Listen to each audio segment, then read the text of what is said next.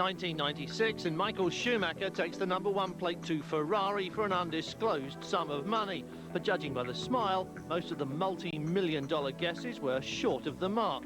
His teammate is Ulster's Eddie Irvine, bought out of a Jordan contract for a sum that made Eddie Jordan smile when he named Ferrari as his principal sponsor for the 1996 season.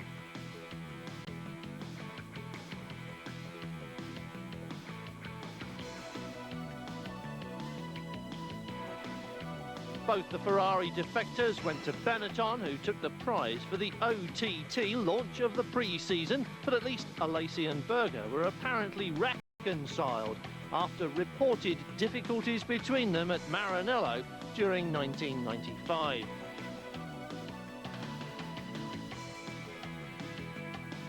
Williams kept Hill and gave him a raise. He said he'd raised his game over the winter and aimed to prove it, but his new teammate got most of the limelight. Jacques Villeneuve brought more than a famous name to the team. He joined as the newly crowned IndyCar champion. David Coulthard, who'd been impressive at Williams, moved on to McLaren, a team still searching for new direction after years at the top. They called on the services of Alain Prost, now bored of that strange mixture of PR and television commentary, which is what retirement holds for so many Formula One drivers.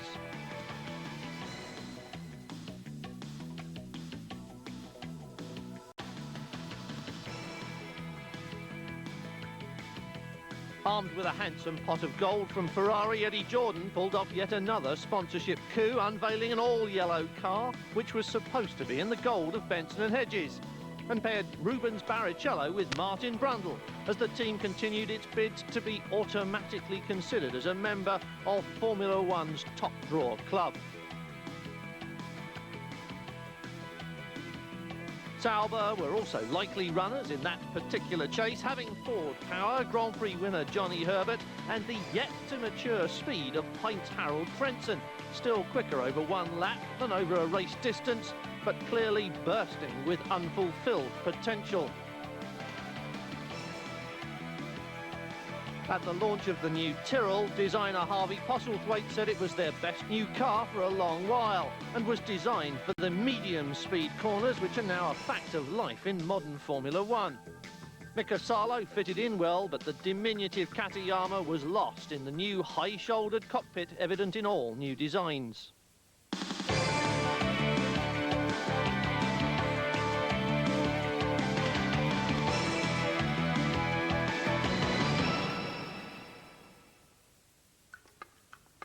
Against the fog and freezing temperatures of an English winter, the Formula One world makes an annual pilgrimage to its spiritual home, the Silverstone Grand Prix circuit.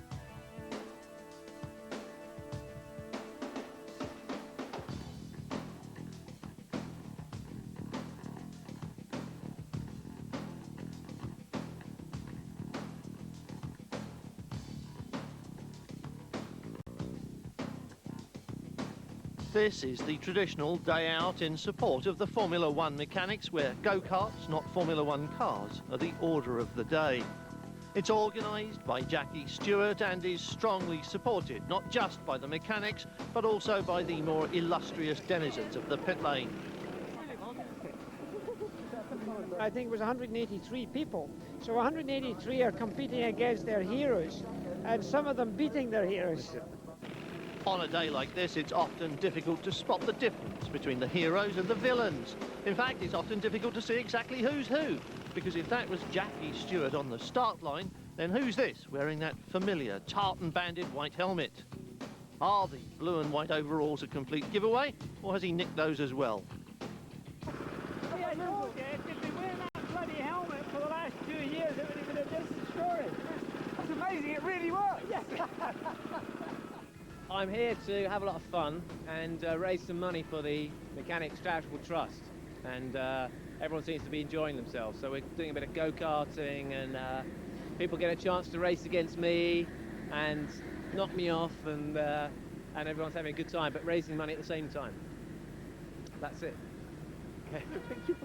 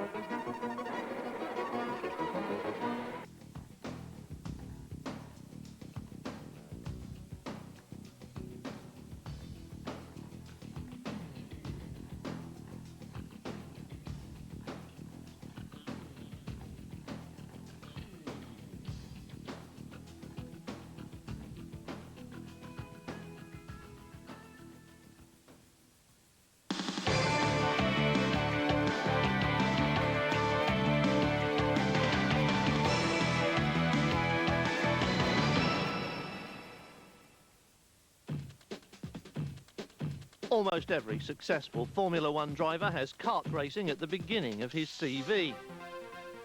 But not all of them end with the words Formula One World Champion. But even when you've reached the top of that particular tree, it's good to remember where it all began. And it's also fun.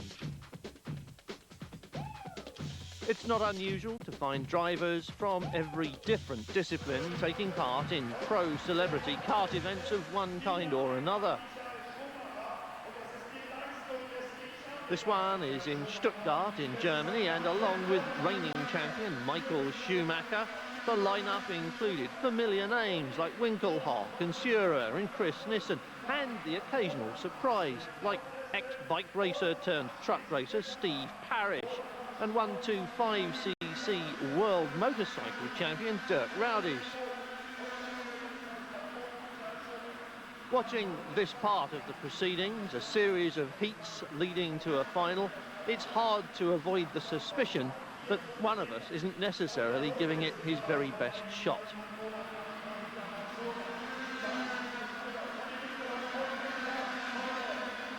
In fact, it seems likely that Michael Schumacher is quite comfortably in charge of proceedings. Watch his lines and you'll see that he's controlling this race from in front.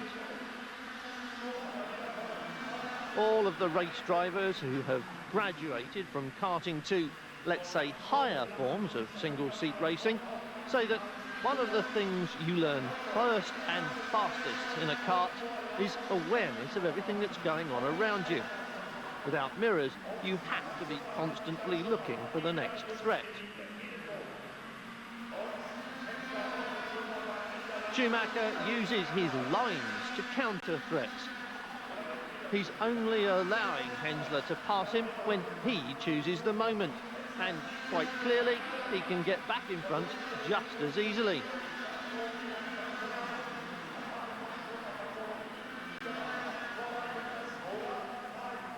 At this point, it looks as if Schumacher's enjoying the game. He's teasing Hensler and waiting to see if there will be another challenge somewhere else on the track. But at the moment, it seems the two of them are pretty much locked in a routine.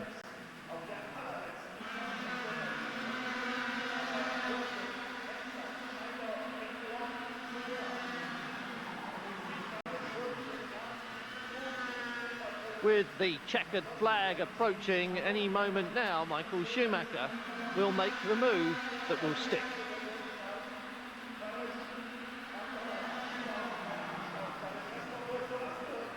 One decisive pass, that's it, and all about it. Schumacher in the lead, everybody else second.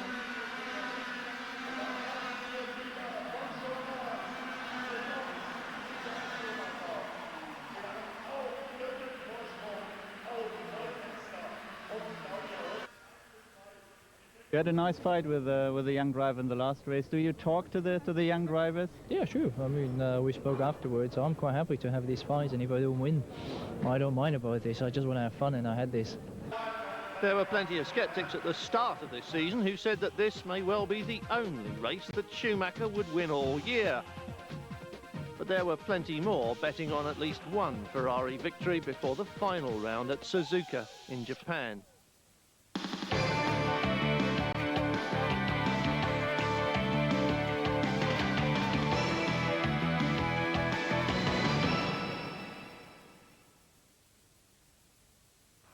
Ilmor is one of the most successful engine makers in the IndyCar series, and its engines are run by several teams in the Indy pit lane, as well as the Mercedes engines which power McLaren in Formula One. Ilmor came to Indy in 1986. 2 years later, they took 14 poles and 14 wins from 15 races and the championship. With 13 wins, 1989 was another championship season, and in 1990 and 91, Ilmor powered Penske to a clean sweep of every race on the schedule. By 1993, Ilmor had entered 123 races and won 86, including 6 consecutive victories at Indianapolis. And in 94, Ilmor's first Mercedes-badged engine appeared at the Brickyard and collected a 7th win. Now, the three-pointed star appears most prominently on the Penske livery, and outsiders expect the relationship to be a close one, if only because Penske and Mercedes both own shares in Ilmor. There's a convincing reason to suppose that a Mercedes Formula One engine ought to be as successful as its Indy counterpart, but it hasn't been, despite the investment and the technology involved. Ilmor is bigger than most Formula One teams. This is a place so vast that it makes crankshafts in minutes, shortcutting a process that used to take months, and it uses so much power that it needs its own electricity substation. Even so, McLaren's take-up of 68 engines in a season is massive, almost equal to the entire IndyCar programme. It takes Ilmor about 6 months to design a new engine and about 2 weeks to build one. Along the way, Ilmor do everything, buying in only the electrical components. About £50,000 worth on each engine when it's complete and ready for dispatch back to McLaren. Though racetrack success has proved an elusive mistress in the years since the departure of Honda and the loss of Ayrton Senna, McLaren remains one of the best known and respected teams in Formula One, and an opportunity to go behind the scenes in Woking is a rare privilege. 255 people work here full-time, and between the races, while the test team is away with its own cars, the race cars are stripped down to their 4,000 components, checked, tested, inspected, and then carefully rebuilt. The inspection procedures have been developed to ensure that we have the safety of all of the critical components of the car. So the suspension that we use on the car has been very carefully developed, and we then plot the life of every single suspension component via a computerized lifing system. Those components are then go through a rigorous inspection, proof loading at various stages in their life to ensure the integrity and the safety of those components that we use on the car. The prime motive is, of course, safety and reliability, and with this in mind, suspension components are mechanically tested for compression and extension.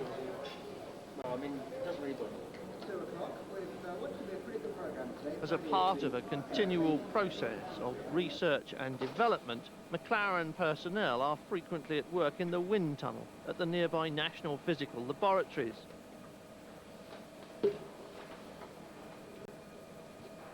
"5 days a week, 52 weeks a year, and more if necessary, McLaren tests with a scale model that's an exact replica of the MP411 in the never-ending quest for motor racing's holy grail: more downforce and less drag. Chief aerodynamicist Henry Durand is concerned here with airflow over the cockpit sides. The wind tunnel system is powered by huge fans that produce a measurable airflow, which is fed into a chamber with much smaller dimensions, accelerating the flow to around 180 kilometers an hour by the time it reaches the car. The floors are moving rubber belt which travels at the same speed as the airflow, allowing technicians to simulate racetrack conditions as accurately as possible. This wind tunnel is fairly sophisticated, and has a high concentration of technology. It does reproduce the conditions in which the car is running on the racetrack. It does have a moving ground, which is enabling us to reproduce exactly the ground effect phenomenon. The process is self-perpetuating. The more data gathered from the wind tunnel, the more changes are made to the car, and the more components have to be manufactured. And almost everything on a modern Formula One car is made from carbon fibre in a production process that's inevitably computer-controlled.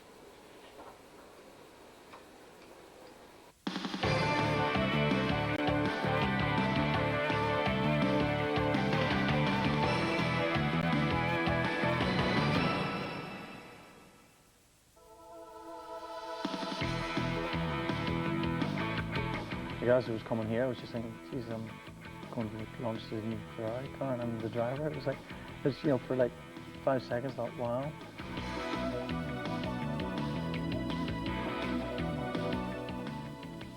the tide is turning. I think Ferrari are coming back, and I think this year is going to be the first year of the resurgence of the prancing horse. It won't be easy in terms of he's the most competitive guy out there, so to match him is going to be more difficult than to match any other driver. Love it.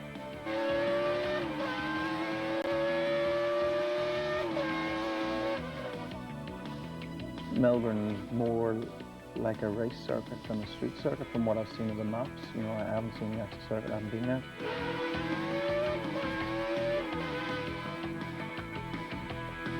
It looks good. It doesn't look really slow, which is what most street circuits are. It looks as if it flows quite well, so it should be interesting.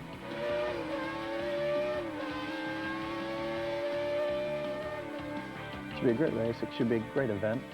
You know, it should be getting right up there with, not quite like Monaco, but it should be getting up there. Finish it. I think if you finish it, you'll be in a good position.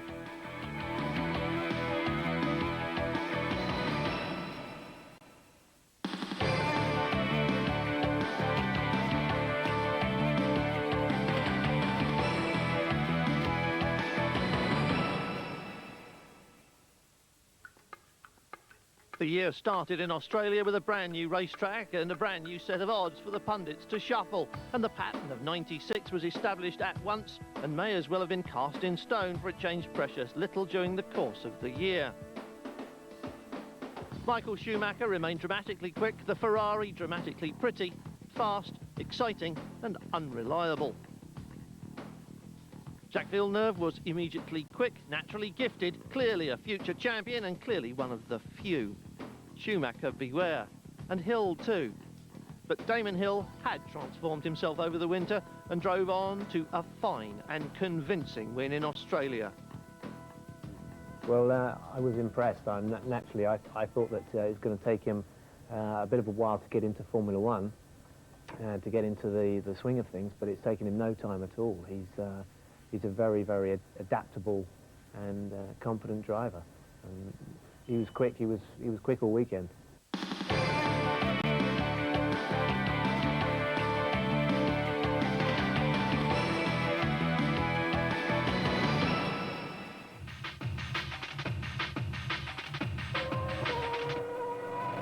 I always wanted to race. I always knew I was going to race. Partly not to emulate my father, but just partly because, yes, he was a racer and I knew that world and it was a normal world for me, and I just wanted to do it. But had I not raced in cars, I would have raced on skis, or I would have done something similar anyway. So it's not just car racing, it's the competition as well. No one will ever accept that growing up in a racing family does not influence and even assist a young man. The instances of rising stars with famous fathers is widespread in all forms of racing. And though the offspring would rather you didn't, you will always remember the senior version when you think of names like Fittipaldi, Andretti, Unser, McCrae, Hill and Villeneuve. When I was in school, I was doing maths and physics, so I could have gone in that direction, but I would have needed some kind of competition. I would have needed that in my life anyway. For many race fans, Jacques Villeneuve was and is a legend. A fiery, talented, reckless and sometimes foolhardy driver. Above all, he was a racer who displayed his heritage in his commitment, his will to win and a nerve-tingling talent.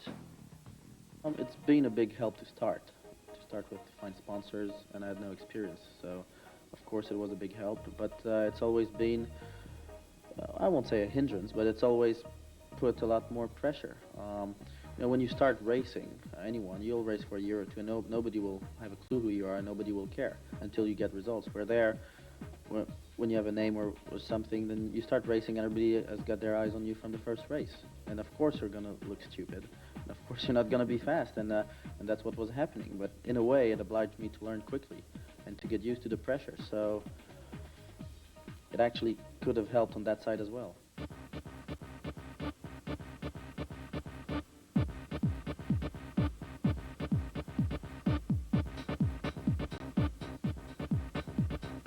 Yeah, well, we actually go out as far as far now. With our corners, we go into that overloading the car. Yeah, the testing has gone well. You know, got used to the car, and we started doing some okay lap times, and then we started working as well, and you know, experimenting with directions that probably weren't used before.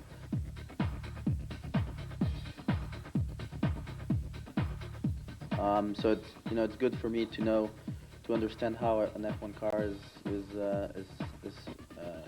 regulated, and it's good for the team to know as well how I like a car to be, and you work in one direction that way, and it's good to do that before the new car arrives.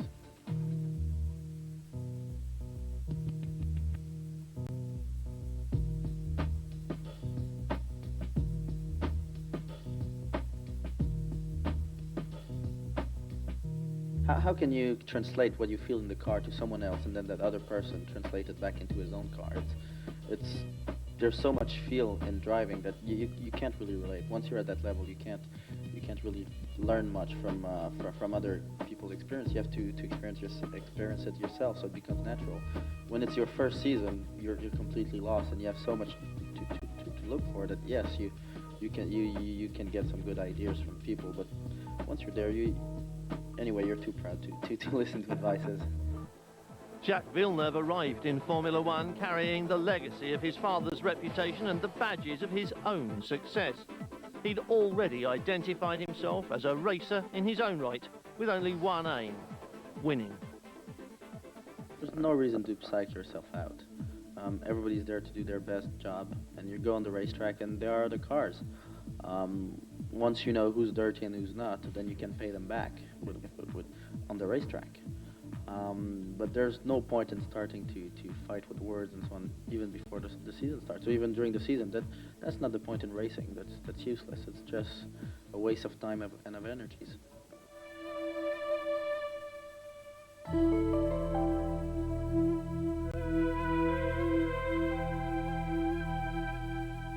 My mind. I can sit down for 8 hours in front of something, and I won't move until it's finished, until I'm happy with what's happened with it. But it's important to go away completely from racing or for whatever you do, and so you can come back to it with a fresh mind, and see things you wouldn't see earlier. Sometimes you go away, and after 3 days, ideas pops in your head that you couldn't have thought about, and it just happens to be clear without you thinking about it. So it's important to go away and clear your mind.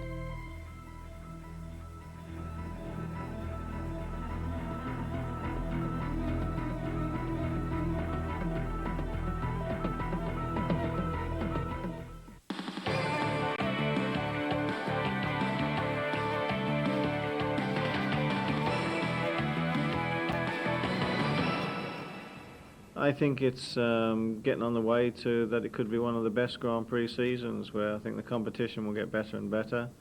I think Damon's had a most fantastic start to a championship, and he should pull it off, I hope, this year. But Ferrari's quite going well now. McLaren are getting better. The Jordan team, I think, are just doing a fantastic job, outstanding job under the directorship of Eddie. And there's a lot of exciting things happening. Many drivers have made the journey from Formula One to Indy. Many champions, Clark, Hill, Andretti and Fittipaldi are the names you remember, but only one has made a successful transition in the opposite direction.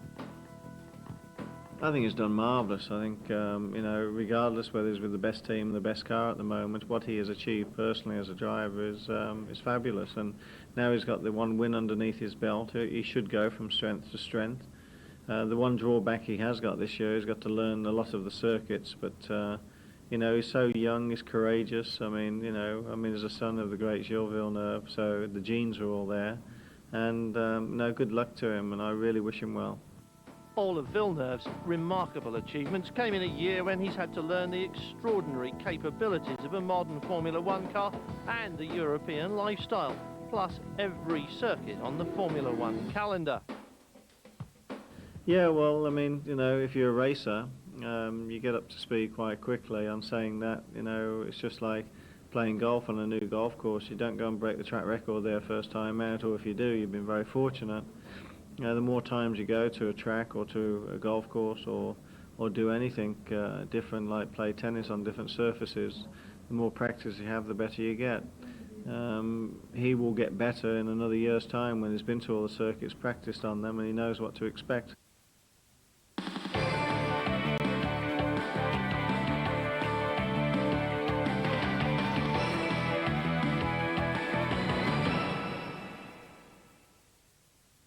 There are very few industries in the world geared up to react at the sort of speed demanded by the Formula One teams as a matter of course. Not even the aerospace companies, whose technology is probably the closest to the race teams, expect to turn round parts and whole cars as quickly as the Formula One pit lane. And on this occasion, for Jordan, their normal repainting between rounds has an extra dimension. This week, the yellow livery which accompanied the unveiling of Jordan's new sponsor for the 1996 season is being changed for the more traditional gold colour.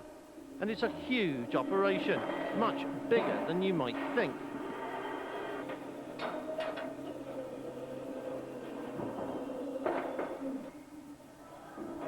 Having just completed Imola and the trucks come back here to base, everything needs to be stripped down. Of course, you have the main part of the car, which is the chassis or the fuselage. That would need to go away, stripped down, because any extra paint left on there will mean excess weight, so it needs to go right back to the carbon, painted up again and brought back here by Thursday, so that gives them about 2 days. Then the rest of the parts of the engine covers, the wings, all of those things will be done, if you like, a little bit later.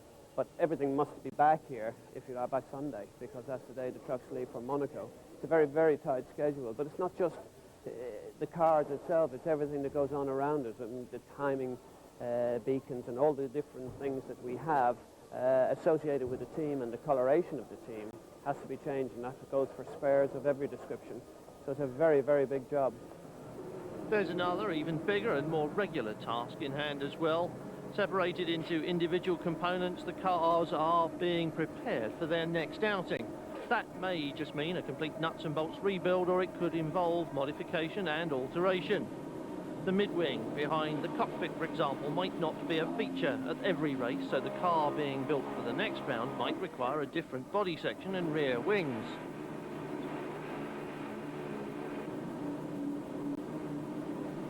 Aerodynamics is a constantly evolving science, and few people claim to understand it perfectly. Jordan designer Gary Anderson is one of the many experimenting with the vital importance of what they call the boundary layer effect. And because of these changes, all teams make changes to the car between races, some more than others. McLaren, for example, expect to produce as many as 150 new components between races. Smaller teams with smaller budgets make fewer changes, and perhaps teams with cars that are already close to their best make fewer changes as well. Painting completed, and for Jordan now, the immediate concern is to prepare the cars for their next race. And in this case, for many Formula One fans, it's not just a race, but the race.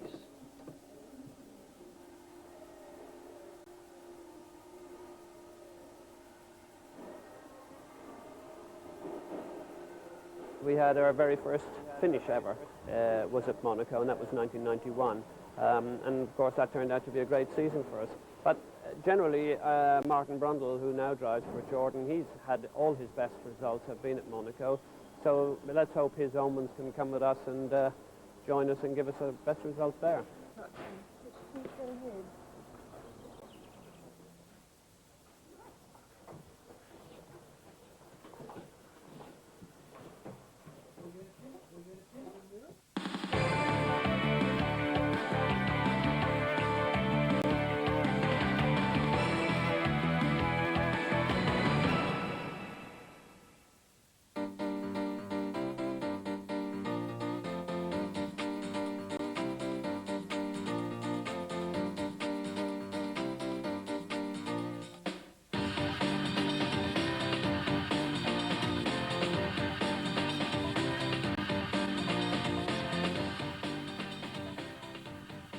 When the cars roll out to race on Sunday afternoon and the fans cheer their heroes, all the romance and glamour of Formula One comes alive.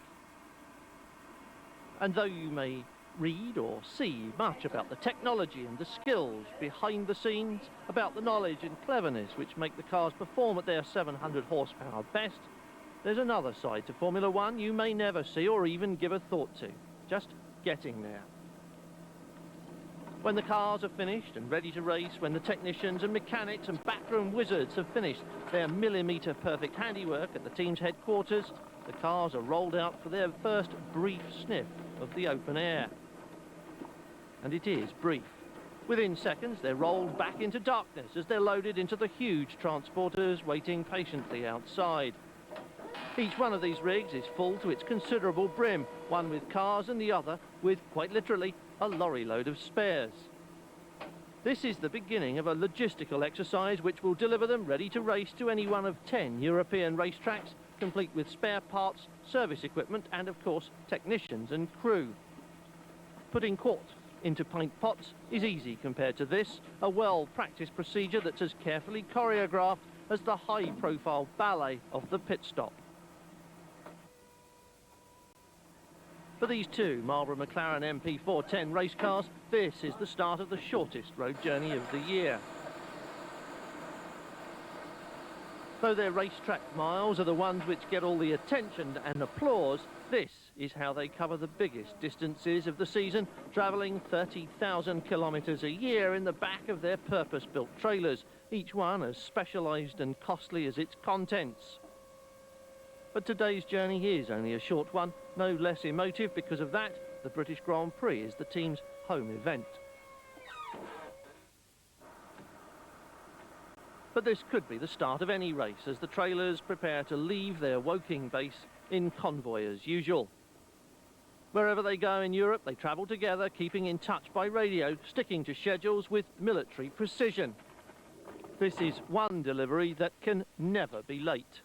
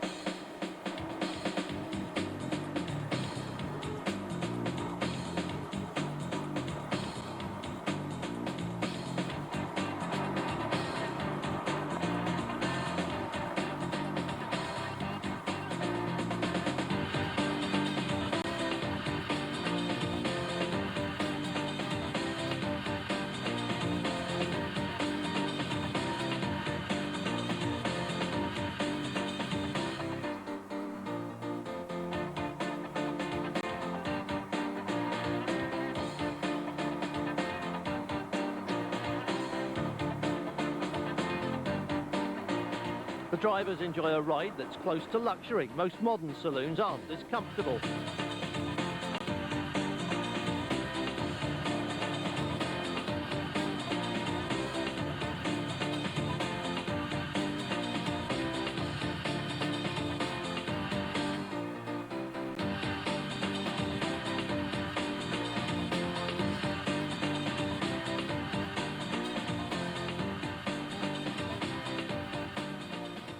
Sometimes the glamour of Grand Prix wears a little thin, the romance of the road not always a freedom or a pleasure for those with a schedule to keep and a tachograph to obey.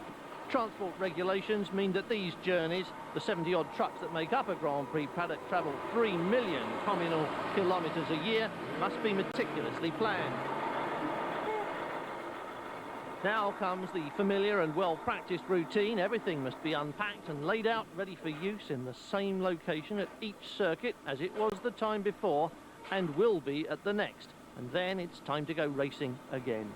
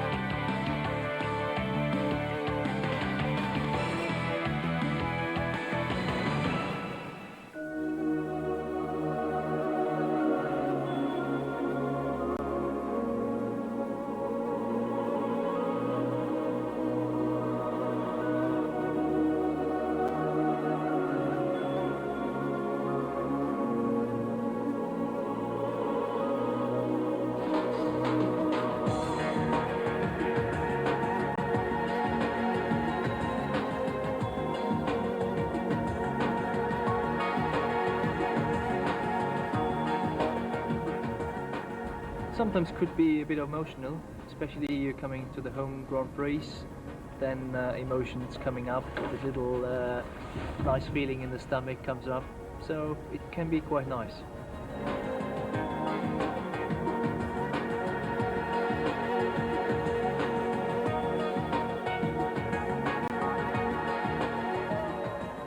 In the morning when the warm-up starts, then things have to be prepared for the race. It's the final minute to check out maybe another setup or whatever and the strategy, and you go out, check your car and hopefully come with good feelings back into the pits to discuss what's going to happen in the race.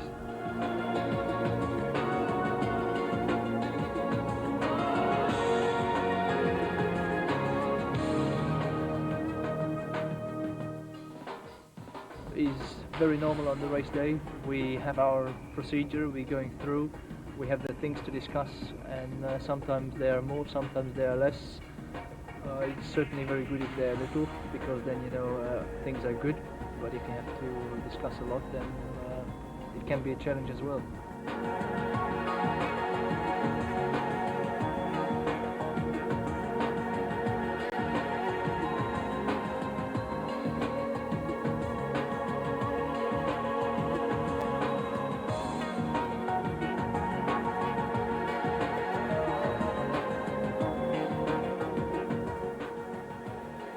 Surprised how relaxed we are, because they feel so tensioned and we are so easy. But I have to say, I do the same with my brother race. I'm completely under tension and he is just normal, so I know what it's like.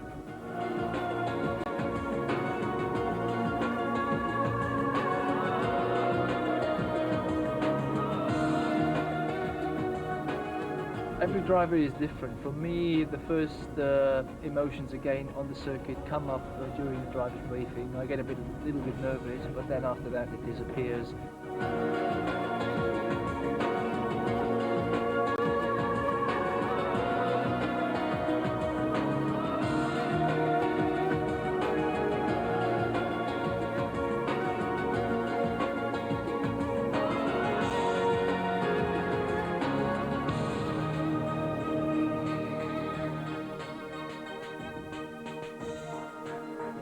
Sleep maybe for half an hour if there's time, and then a little bit of nervousness again comes up. You get into the car, you get out, you do your installation lab, go to the grid, sit down, discuss again what is the final judgment, and then you just sit there. You may pray a little bit and get ready, concentrate, wait for the lights, go for the installation lab, and then the green light goes on and you take off.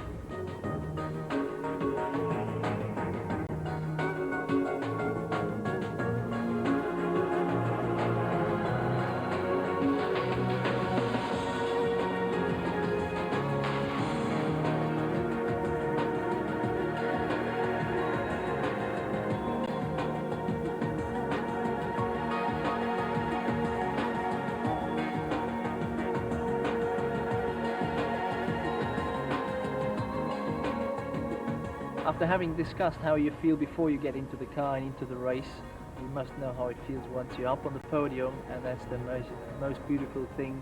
Once you have had races like in Nürburgring, I fought all my way through the field, and then at the end, the last 2 laps, I got my victory, and that's just exciting. Being there, up in the highest position, it's the best what can happen to you.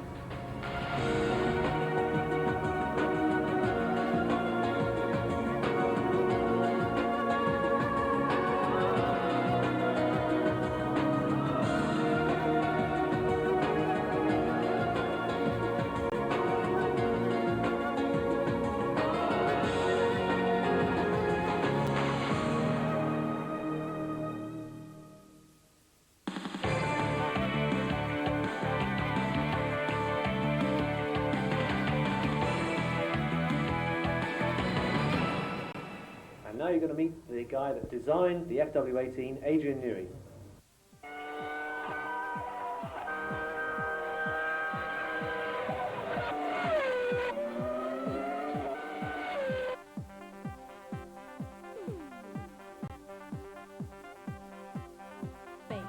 My job at Williams is chief designer, and as such I suppose I'm along with Patrick, responsible for the performance of the car. Now 37, Newey started racing karts when he was 15, and despite graduating from Southampton University with a degree in aeronautic engineering, he always wanted a career in motor racing. Because I felt that racing cars were closer to aircraft than anything else, and so I didn't study aeronautics because I was interested in aircraft, I'm afraid. I studied it because I wanted to get into racing. His career in motorsport began in 1980, first with Fittipaldi and then with March, back in the days when the science of aerodynamics was only just becoming vitally important on the racetrack.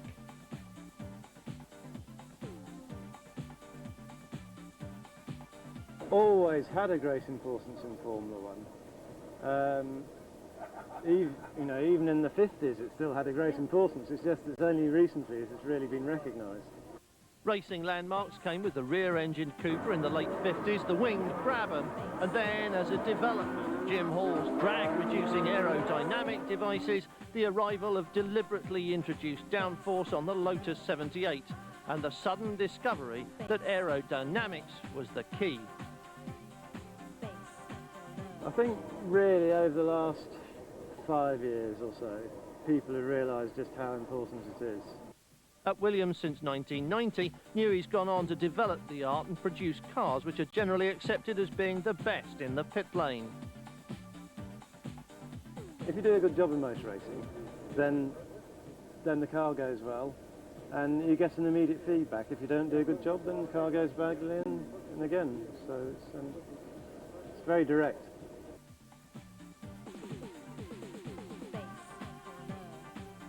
The Williamses over the last 5 years, then generally you can see an evolution of one car to the next car. The 1995 FW17 was widely regarded as the best designed and engineered car in the pit lane, and though it incorporates all the latest safety regulations, including the controversial dimensions surrounding roll bar and cockpit sides, the latest evolution from Didcot is just that. Evolution rather than revolution, as the team chose to improve on the good points of the 95 car and give the drivers a stable platform from which to advance. That aim has been easily achieved, and the FW18 is again the best of the breed and has brought Williams yet another constructors' title.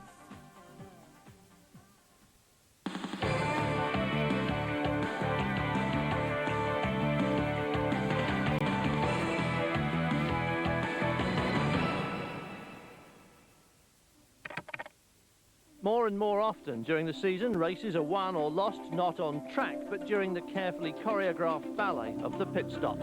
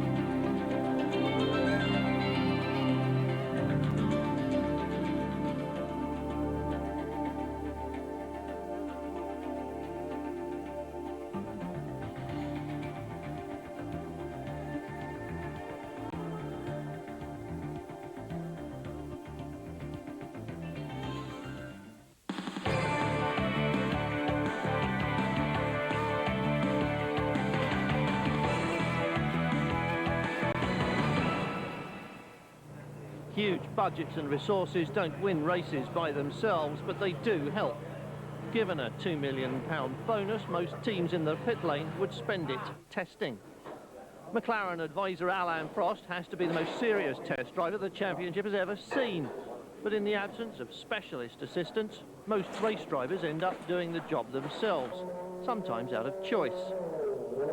Pre-season, Villeneuve knew he had to get track mileage under his belt, and he joined the rigorous test schedule full-time and found that life in the test team is as hard as the race team. I mean, generally a test day starts by us getting up at 6:30 in the morning. We generally leave the hotel at 7:30, start running at 9. Sometimes have a break for an hour for lunch, continue running in the afternoon till 5:30, 6, and then it's quite a big job list to get the car ready for the next day. Generally we finish around about 12:30, 1 o'clock the following morning, and it's just like that every day. Williams, like all big teams, have a full-time test driver. And in view of the subjective nature of setting up a race car, the efforts and achievements of the test driver and test team translate surprisingly well to what the race drivers do and achieve on Sunday afternoon. Quite well, really. I mean, you know, they're obviously feeding information from races back to us, and we're feeding information from tests to them. I mean, it is just a continual development program from start to finish. The sign of all great champions is the amount of effort they're prepared to make. Like Prost and Senna before him, Michael Schumacher puts maximum effort into every aspect of his job. He's another one you'll find hard at work long after lesser mortals would have gone home. He's another one who will test every day the calendar allows if it will improve his performance.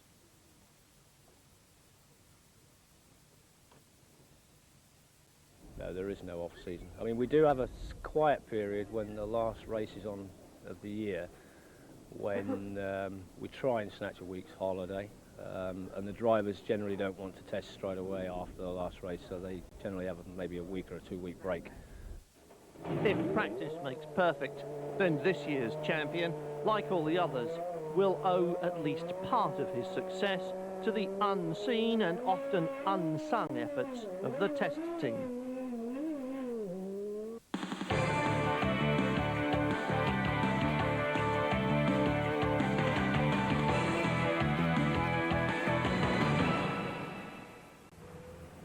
Jordan's new facility at Silverstone has seen some strange sights, but this was one of the strangest. Seat fittings are always an eye-catching procedure, but this time the eye was caught by the fact that the fittee, if that's the word, was already a world champion, although not on the racetrack, even though part of his success depends on being very quick on tarmac. Lean forward. Lean forward, sorry. Lean forward. This was a birthday present extraordinaire for 28-year-old Colin McCrae, the 1995 World Rally Champion, achieving a lifetime ambition of all of us, driving a modern Formula One car on a racetrack. While Jordan's regular hot shoe, Martin Brundle, got almost as much fun out of the other half of the exchange. Well, obviously my highlight will be driving the rally car and going around with Colin and seeing, you know, how he works the car, how he makes the car slide and go around the corners nicely. And then also helping him enjoy driving my car, make sure he's, you know, going to get something from it, make sure he's going to be safe, and we can understand a little bit about what we both experience doing our everyday jobs. Every day. First then, the humdrum part of an everyday occasion. Brundle takes McCrae round Silverstone in a road car to show him the lines a road racer would take and the points at which he might usefully be on or off the brakes. All very different from the way McCrae is used to driving, as a presently relaxed and chatty Martin Brundle was about to find out.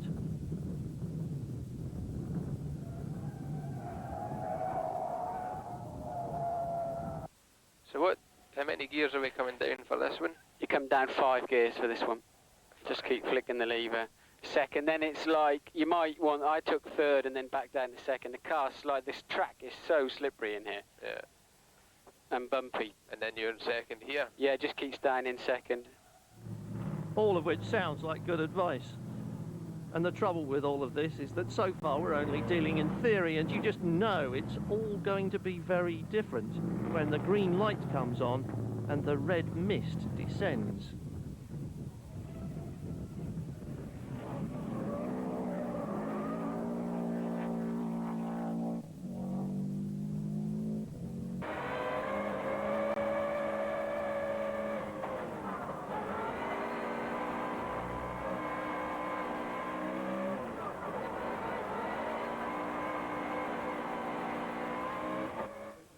So much for racing lines, but now the moment has come and Colin McCrae gets to put theory into practice. Given his reputation for driving the 555 Impreza to the ragged edge and then beyond, and then dragging it home with some very ragged edges indeed, it's hard to guess who's feeling most apprehensive at this moment.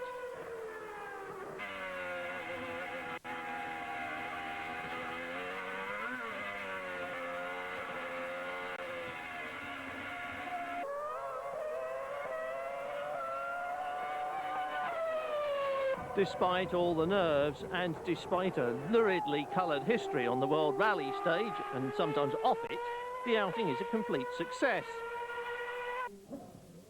Colin McCrae enjoys the whole experience, stays out of the scenery, and avoids not only the undergrowth, but the incipient urge to plunge across the grass you can't help feeling he and every other rally driver in the world must be nursing. It's scary to start with. Just take us through that spin then, what happened there? I tried on the corner coming back onto Club Straight because there's lots of room there, just to see how much throttle I could get on and how early, and I just put a bit too much. Just looking ahead then to this afternoon, perhaps you can relax a bit more, though you have got Martin next to you. I've got to sit with him, I think. I can't relax yet. And now it's revenge time for Martin Brundle and for everyone else at Jordan Grand Just try Prix. and keep it right in the middle, because if you get it on this gravel, it just accelerates on the brakes.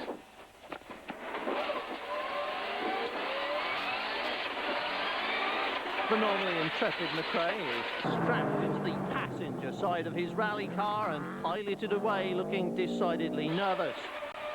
A feeling which is likely to be magnified any moment now, as soon as it becomes clear that Brundle is not here on the stage just for a nice afternoon at the wheel. He's come here to drive, and that's exactly what he did.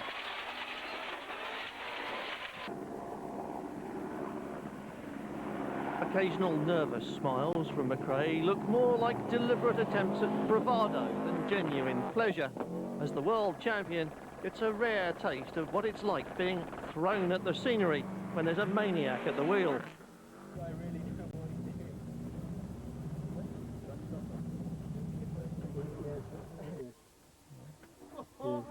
Good, we had a good day, didn't we? Let's do this again. You know, with anything high performance, it'll bite you if you don't treat it right, yet it will reward you if you drive it right. It's actually very easy to drive and very forgiving car, providing you don't let it head off in the wrong direction, and the track is so slippery that it just won't come back again.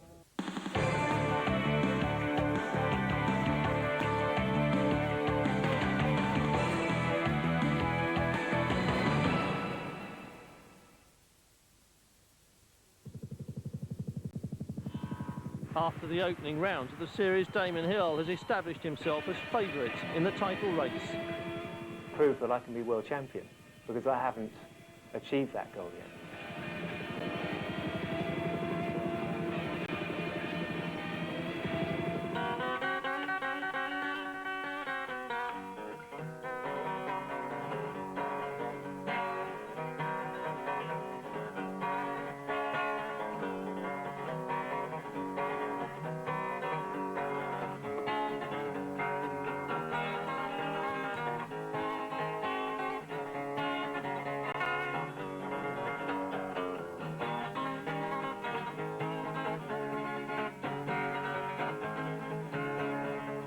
If you could have the style of the Alan Prost and the sort of flair of Ayrton Senna and the sheer balls, for want of a better word, of Nigel Mansell, then you know, if you could bring those three together in one driver, then you'd have a pretty potent mix there. For Hill, a confirmed family man with a strong desire to be at home as much as possible, the demands of a championship season are greater than the ones you see on Sunday afternoons at the racetrack.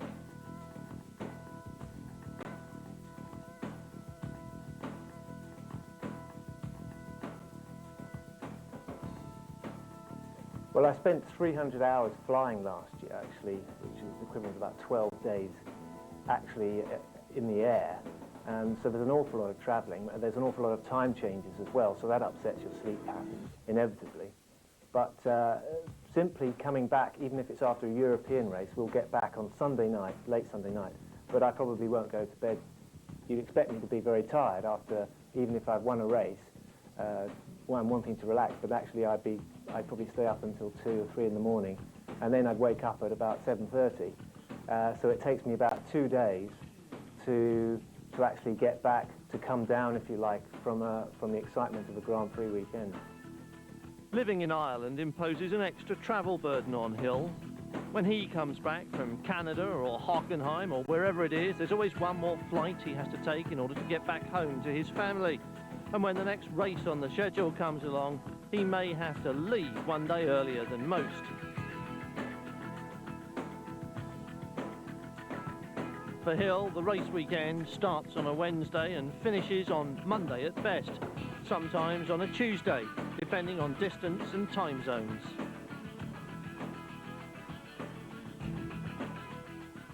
So I like to spend a lot of time at home doing so-called normal things, like taking the children to school, and that's a great pleasure for me to actually spend some time at home with the family, because I spend so long away, and that's a great way for me to relax too. But as I said, my mind is never very long away from thinking about motor racing. It's a side of Hill which is seldom seen. Media speculation about his ability as a driver, whether he can stand the pressure and whether he can win the battle of nerves with Schumacher and or his teammate Villeneuve, these are the things from which headlines can be made. But Damon Hill can't wait to get home to his wife and children once the race is over. There's no copy in that, never mind that it may be true. In Ireland they have a lot of beautiful scenery and places you can go to explore, and if you can fit that in with some training as well, that's quite good. Fitness is an essential part of a Formula One driver's CV, as we all know. But until you see it face to face, it's easy to underestimate the degree of commitment and sheer effort involved in building up the human body to deliver the right amount of stamina and strength needed to last through a Formula One race, still less be fit enough to win one.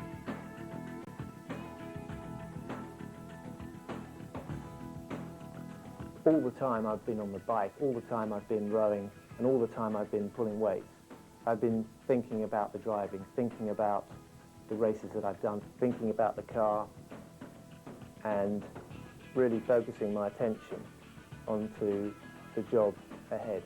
Despite being the son of a Grand Prix racer, Damon's first love has only 2 wheels. My heroes were characters such as Barry Sheene and Kenny Roberts and Freddie Spencer. If it's difficult for the media to reconcile the real Damon Hill with their own need to have a tabloid-approved projection of what they'd all like him to be, how much harder must it be for Damon Hill himself to hang up his apron and oven-proof gloves, put on his race face, along with the Nomex suit and the London Rowing Club crash helmet?